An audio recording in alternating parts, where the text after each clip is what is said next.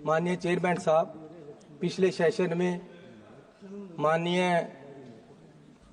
Home minister साहब ने कहा कि ये लोग अंबेडकर अंबेडकर अंबेडकर अंबेडकर करते हैं।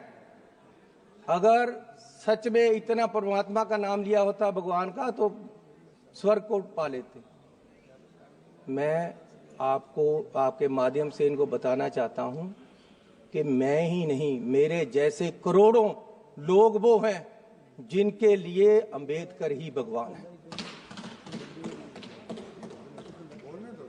सर, आप मेरे से बहस करोगे या फिर तो बात ही नहीं चलेगी। अंबेडकर जी का नाम लिया तो आप उनको रोक रहे हैं। आप भी रोक रहे हो अंबेडकर को बोलने से, क्या कैसे चलेगा? अंबेडकर वो है जिसने मेरे जैसे करोड़ों नौजवानों को खड़ा किया है, देश को आरक्षण देकर गरीबों को ऊपर उठाया है, जिसने औरतों की वकालत की है। अंबेडकर के नाम पे ऐसे शब्द बोलना ये निंदनीय है और माफी मांगनी चाहिए इन लोगों। और इससे उत्साहित होकर पंजाब में पिछले हफ्ते एक आदमी ने अंबेडकर साहब के बुत पे चढ़कर हथौड़े से उसको तोड़ा है। ये बीज ने नफरत का।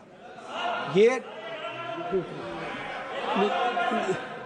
आप जो ये आरोप लगा रहे हैं, जब देश का होम मिनिस्टर बोलेगा अंबेडकर के खिलाफ तो आम लोगों को तो उत्साहित होंगे ही। आम लोग क्यों नहीं बोलेंगे? जब आपका सबका सिपा सलार ही बोल रहा है तो आम लोगों का क्या हाल होगा? आप अंबेडकर के ही नहीं, अंबेडकर को संविधान के भी दुश्मन हो। सदस्य जी 1 मिनट रुक जाइए। आप ना अंबेडकर को जानते हो। 115 chairman sir, Bharatiya Janata party की फैक्ट फाइंडिंग कमेटी माननीय सदस्य ब्रिजलाल जी के नेतृत्व में गई और अंबेडकर जी की प्रतिमा को नुकसान कांग्रेस के कार्यकर्ता और आम आदमी पार्टी ने किया है। ये अपनी गलती छुपाने के लिए हमारे ऊपर आरोप लगा रहे हैं। सर, फैक्ट फाइंडिंग कमेटी बनानी है तो ये बनाओ कि देश का होम मिनिस्टर अब वो आप बात क्यों गलत बोला अंबेडकर साहब के लिए, ये बताओ ना। आप और अपनी बात करें। सर, मैं यह बात ही कर रहा हूं, आज तक माफी नहीं मांगा।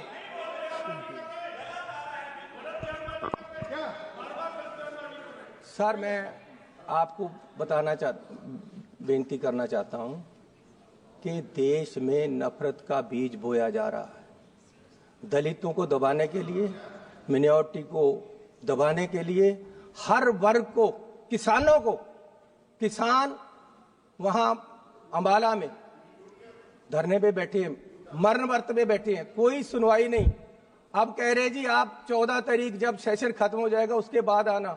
वादा कर गए हैं वो 5वें रोज का, किसी से सुन लिया होगा, दिन या 4 दिन की है। किसानों के साथ हर जगह नफरत का बीज बोया जा रहा है। लेकिन मैं एक बात कह देना चाहता हूं कि ये आने वाली किताबों में लिखा जाएगा, ये आने वाली किताबों में लिखा जाएगा कि आपने राज किया और देश में नफरत फैलाई। माननीय चेयरमैन साहब, अब वादे देखो, कहते जी काला धन वापस लेकर आएंगे। सर, हमारे पंजाब के ट्रांसपोर्टर 1914 में बहुत सारे कलकत्ता चले गए कि बंदरगाह पे काला धन आएगा, हमें काम मिलेगा। आज तक कोई काला धन नहीं आया। फिर कहते हैं जी 15 लाख रुपए अकाउंट में आएंगे, आज तक कुछ नहीं आया। सर, अब बिहार के लिए बड़े बड़े अनाउंसमेंट कर दिए, यहां देना है कुछ। 2015 में बिहार के इलेक्शन थे, प्रधानमंत्री जी वहां गए। अब प्रधानमंत्री जी का बोलने का लहजा तो आपको पता ही है, उससे ऊपर कुछ नहीं है। जिस तरीके से वो व्याख्या कर सकते हैं, लेक्चर कर सकते हैं, लोगों को जचा सकते हैं कोई बात, उससे ऊपर कुछ नहीं। वहां ऐसे खड़े हो गए और बोला कि आज ही पैकेज अनाउंस कर दूं क्या? बिहार के लोगों को बोल रहे रैली में। मुझे पता है 50,000 करोड़ से कुछ नहीं होगा, 60,000 कर दूं, अरे 70,000 कर दूं, 80,000 कर दूं, 90,000 कर दूं, 1.25 करोड़ रुपया आपको मिलेगा। 1.25 करोड़ लाख बिहार को मिलेगा। 1.25 लाख करोड़ सर, 1.25 लाख करोड़। 1.25 लाख आपने सही कर दिया। सर कितने में ले बिहार को? सर आपने मुझे सही कर दिया, आपको भी याद है, आपको बहुत अच्छा लगेगा दोबारा वो देखना एक बार वीडियो निकाल कर। कितने मिले बिहार को? तब फिर बिहार के ऊपर क्यों लगाने के? जब और आज फिर आज आप तो यही कह रहे हैं ना, बिहार के लिए दिया जा रहा है। आज फिर बिहार को कह दिया बस अड्डा मिलेगा आपको, इतने पैसे मिलेंगे, इलेक्शन आ रहे, सब कुछ मिलेगा। मिलना मिलाना कुछ नहीं। फिर दोबारा तो क्यों झूठे वादे करके लोगों को हर समय ये पीछे लगाते हैं और हर समय लोगों के साथ धोखा होता है? मैं ये आपसे पूछना चाहता हूँ। Kindly conclude. सर अभी तो मैं शुरू हुआ हूँ। अरे आपका 12 मिनट हो चुका है। सर मेरी बात सुनो। अब ये आरएसएस की हर समय बात स्पीकर भी बोलने वाले हैं आपके यहाँ। सर ये नेशनलिज्म की बात करते हैं। Speakers and your time is limited, already you have taken 12 minutes. Sir बोलने दोगे कि नहीं? बोलिए। सर जितना मैं बोला हूँ उससे ज्यादा तो आप बोल लिए हैं, बोलने तो दो सर। सर बोलने दोगे कि नहीं मुझे? अब जब भी मैं बोलता हूँ आप जैसे महानुभाव को यहाँ लगा दिया जाता है, वो मुझे बोलने ही नहीं देते। ऐसा नहीं, आप तो मेरे वेल विशर हो ये कह रहे हैं।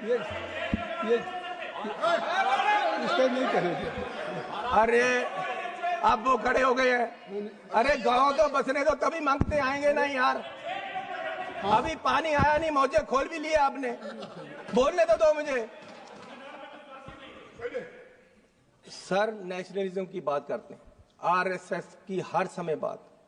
मैं पूछता हूं, कभी आप बताओगे कि आपका देश की आजादी में क्या योगदान था? आरएसएस का क्या योगदान था? राष्ट्रपति के अभिभाषण पे बोल रहे हैं, आरएसएस की विचारधारा पे बोल रहे हैं। सर आप मुझे बोलने देंगे कि नहीं? मैं ये पूछना चाहता हूं। अब ये देखो सर, गौरव, ये पटेल साहब की बात कर रहे हैं। मेरे पास ये सर्टिफिकेट है कि पटेल साहब होम मिनिस्टर होते हुए उन्होंने आरएसएस को बैन किया था। ये झूठ है बात बोले। और फिर 1966 में 1980 में आरएसएस के लिए ये कहा गया कि आरएसएस और जमाते इस्लाम कोई सरकारी कर्मचारी, कोई सिविल सर्वेंट उनका मेंबर नहीं बन सकता। लेकिन आज जुलाई 24 में, जुलाई 24 में बोलने दो सर, बोलने दो आप। अब बोलने दे रहा हूँ, लेकिन एक बात है, अतीत की बात कर रहे हैं, कुछ पंजाब के वर्तमान की बात करेंगे सर अब 24 में, जुलाई 24 में इन्होंने आरएसएस को ये कर दिया कि आरएसएस में कोई भी सरकारी कर्मचारी मेंबर बन सकता है। जब नेहरू जी देश के प्रधानमंत्री थे, 62 के चाइना युद्ध के बाद 1963 में इंडिया गेट पर परेड में राष्ट्रीय स्वयंसेवक संघ को नेहरू जी ने शामिल कराया। ये नेहरू जी को गाली दें, ये नेहरू जी के नीतियों को गाली दें। आरएसएस गणतंत्र दिवस के परेड में शामिल हुआ था। आप माफी मांगिए देश से कि नेहरू ने गलती की। ये आरएसएस शामिल हुआ, सर्टिफिकेट है, ये मेरे पास नोटिफिकेशन है सर के जानकारी दे रहे हैं। आरएसएस जानकारी दिया सर, बोलने नहीं देना तो आपकी मर्जी है। नहीं, मैं आपको बोलने दे रहा हूँ, लेकिन आप कंक्लूड करिए ना। आरएसएस का मेरे पास नोटिफिकेशन है कि आरएसएस को कहा गया था कि आप कभी भी राष्ट्रपति का सरकारी कर्मचारियों को अभिभाषण होता है, सरकार पे बोलिए सर। पंजाब अब की ये सरकार अब वकालत तो आप ही कर रहे हो सारी उनकी सर। अब आप कह रहे राष्ट्रपति का नोटिफिकेशन होता है, सरकार करवाती है। जो भी राष्ट्रपति करते हैं पहले काउंसिल ऑफ मिनिस्टर से पास होकर जाता है। आपका 15 मिनट हो गया। ला अब बोलने नहीं देना, 15 मिनट हो गया सर। अभी 24 में आरएसएस को ये किया गया कि कोई भी सिविल सर्वेंट उनका मेंबर बन सकता है। But there are other speakers also from your party. How so there is a time na. Already he has taken for 15 minutes.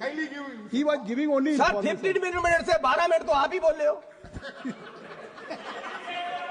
क्या करोगे आप? ये चन्नी पे पहले से लगा देते हो, आपके बोलना नहीं देना। तो सर मैं आपको निवेदन करूं कि मैं कह रहा था कि जुलाई 24 में सरकार ने ये कर दिया है कि आरएसएस का कोई कोई भी अफसर देश का, कोई भी कर्मचारी RSS का मेंबर बन सकता है जो पहले नोटिस। आपकी बात हो गई, बहुत बहुत धन्यवाद। लो सर, श्री पप्पू यादव जी, श्री पप्पू यादव जी सर तो मुझे और स्पीकर नहीं बोल पाएंगे। आपका समय जो है, अगर इनको बोलने नहीं तो फिर और आगे के जो स्पीकर आपके नहीं बोल पाएंगे। There are number of, I think आप 1 मिनट मुझे अपनी बात कंक्लूड करिए। मुझे 2 मिनट दो। नहीं, अच्छा चलिए 1 मिनट। हेलो, अब 1 मिनट पे आ गए। सर पिछली बार यहाँ एक मेंबर साहब बोल रहे थे जिनको इस बार मंत्री ने बनाया, कौन है वो, ठाकुर साहब, तो वो उन्होंने महाभारत छेड़ ली। मुझे सचमुच लगा जैसे धृतराष्ट्र के हस्तिनापुर के दरबार में दुर्योधन खड़ा होकर बोल रहा। सर उन्होंने, जैसे दुर्योधन ने उस समय पांडवों पे, अर्जुन पे क्वेश्चन उठाया था कि जी इनकी जात और जन्म के बारे में, उन्होंने राहुल गांधी की वही उठाया। सर ये करोगे आप? ये चलेगा? ये देश में होगा? बहुत बहुत धन्यवाद। श्री पप्पू यादव, श्री पप्पू यादव जी हो गए। श्री पप्पू यादव, देश में नफरत फैलाने का काम आज ये लोग कर रहे हैं और देश की अखंड एकता और अखंडता को इन लोगों से खतरा है।